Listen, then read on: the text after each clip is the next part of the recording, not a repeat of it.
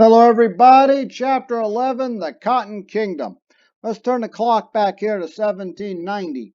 In 1790, the Southern economy is stagnating. We know this from what we could piece together from census records.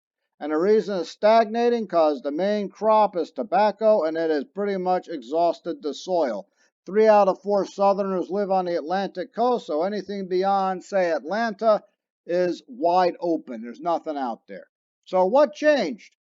How did how did cotton become king? You know the answer, the cotton gin, right? Suddenly cotton not only becomes productive, it actually becomes big business. It took one slave an entire day to clean a pound of cotton to pull out all the seeds.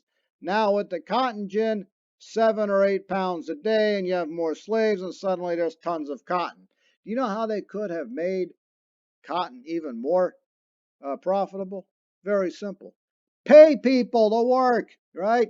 A slave has no motivation, so he's just going to do the bare minimum to get by. You pay people, wow, you might have had 20 pounds a day from everybody. Who knows, right? But unfortunately, they didn't ask me because they would have asked me. First thing I would have said is get rid of slavery. Also, we have some other developments. Hey, look, people moving inland hundreds of miles. Why? It's America. You move west. Been doing that since Jamestown, right? The soil gets exhausted, move west. Problem is, there's people already there, Native Americans. So they removed them. Remember the Indian Removal Act? Andrew Jackson? Yep, that guy. So now that they moved them out of the way, you can clear out the woods and you've got the plantations, and now we've got the Cotton Kingdom. That's mostly down in the lower south, back where the Cherokee and the Choctaw and everybody were. So, warmer climate, wet spring and summer, fall, winter aren't too bad down there. And if you're producing cotton, it's because somebody's buying it. Who's buying it? Yep, New England and Britain, two of the biggest abolitionist anti-slavery societies you'll ever find, because the industry that's getting started in New England is textiles, and they need cotton. Ditto for Great Britain, and it's easier to trade cotton to Britain to get finished goods than from New England, and New England is buying that cotton. So it looks like New England and Britain, as they condemn slavery, are also aiding and abetting it by buying all that cotton. So the result is the South in 1850 is much more different than what you see in 1790. The slave population doubles. Don't worry about these page numbers. There's little industrial growth because why do you need it? If cotton's working great, who needs industry? Plus, the Southern elite, they don't want too many black factory workers or even white factory workers, because if people are working together in a factory and they're not happy with the conditions, they start talking to each other, and before you know it, boom, French Revolution. Don't want that happening. Education's lagging somewhat in the South, both among blacks and poor whites. There aren't very many public schools. They are increasing slightly. Horace Mann and company haven't made it into the South yet. They're still working in the Midwest and New England. Until then, illiteracy in some areas is going to be around 60%. Yeah, and this doesn't change till after the Civil War. The tax base is restricted to the elite, and they're the ones who control the government, so you're not going to see too many public schools. So it's going to be cotton and slave labor until something changes that, i.e., Civil War.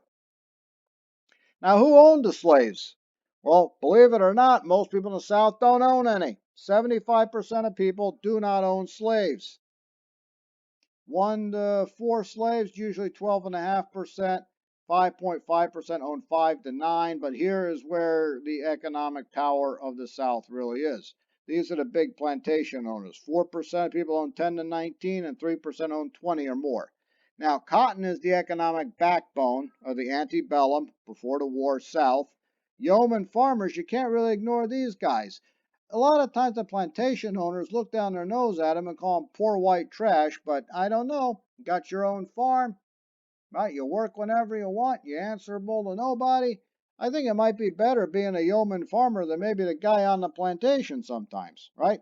And here's something else. Economic backbone of the antebellum South, these yeoman farmers are probably the backbone of the Confederate States of America's army, because these are the guys who do most of the fighting. And here's a question for you. If these guys don't own slaves, why did they fight so long and so hard for the Confederacy? See, I think part of the reason is when we get around to the Civil War, it's not really, I mean, slavery is definitely part of this, but I think due to the communications, the size of the country, and and ownership, I think it's really a war between two separate nations. I think North and South have turned into two separate nations at this point.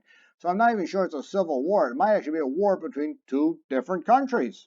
That's something to think about, because consider this. How often did somebody in North Carolina meet somebody from Pennsylvania back then, or vice versa? Yeah, so, I mean, they might be part of the same nation, man, but certainly two different worlds, isn't it? Now, speaking of the Civil War, we've got Stonewall Jackson and Robert E. Lee. Now, Stonewall Jackson owned slaves. He is clearly not, a liberal of any way, shape, or form. But do you know he actually had a Sunday school for slaves?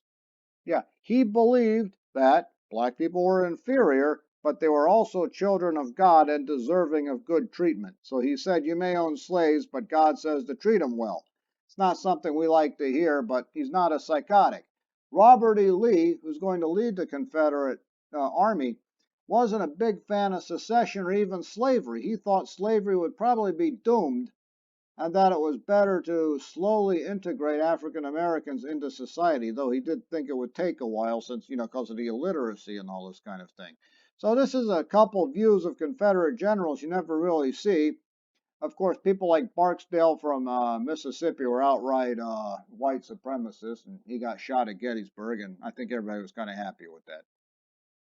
Now, chipping away at slavery. We have Frederick Douglass. You've already heard about that. He gives speeches. He uses moral persuasion. He tries to get the government to outlaw slavery. The big question is they're not sure if the federal government can actually outlaw it or can the state do it. And weirdly enough, after Revolution, northern states themselves got rid of slavery. So it might have actually set a precedent there for the southern states who argue that only a state can do that. But I always like Harriet Tubman because, as important and as great as Frederick Douglass is, Harriet goes into the belly of the beast. I mean, she jumps across the Ohio River to actually pull people off the plantations and free them in the middle of the night. And I've seen programs and documentaries about her. It's always funny how she hikes up her skirt and runs through the swamp, But she's just a little lady, and she's pulling people out of the plantations. She freed 1,000 slaves easily, but the tragedy is this quote right here. I freed 1,000 slaves. I could have freed 1,000 more if only they knew they were slaves. If slavery was so ingrained into the South that even black slaves were convinced it was completely normal, and there were chances for them to escape, and they never did because they never realized they were actually slaves. They just thought that was completely normal. That's always been kind of a tragedy. I never really did understand it, but then again, it's the 19th century. It's just as alien as us as we would be to them.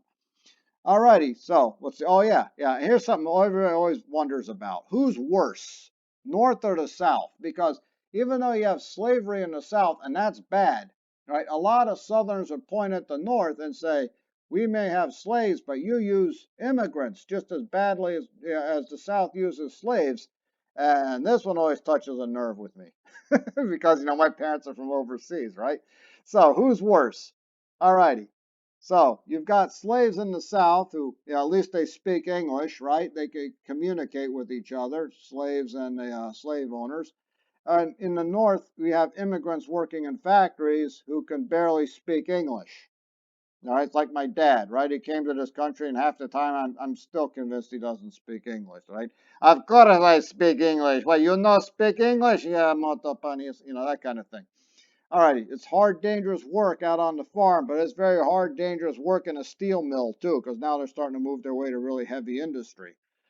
Slaves cost money. I don't understand these idiots who would torture slaves. First of all, why would you have another human being like that? But that's not the point. Point is, slaves cost money. If you rip the guy's back open, how's he supposed to work for you?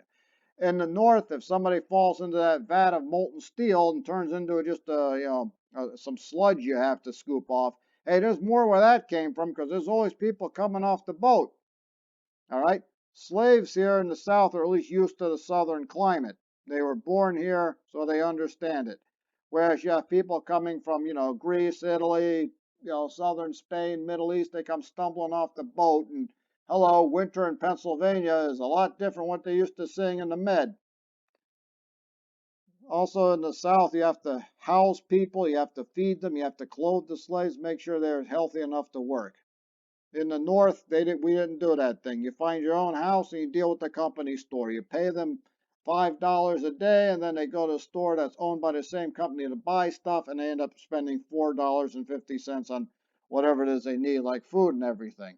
So I don't know who's actually worse, but at least in the North, we're free to run to the West if it gets bad, just like everyone else in America.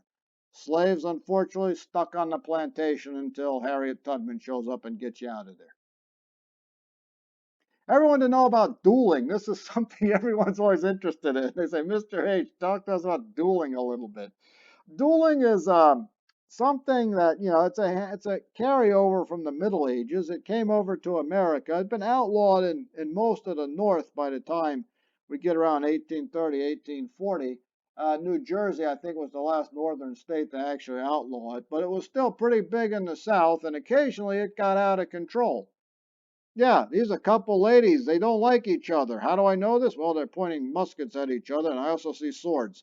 So I guess the idea is once they get that shot off, they're going to grab the swords and go after each other.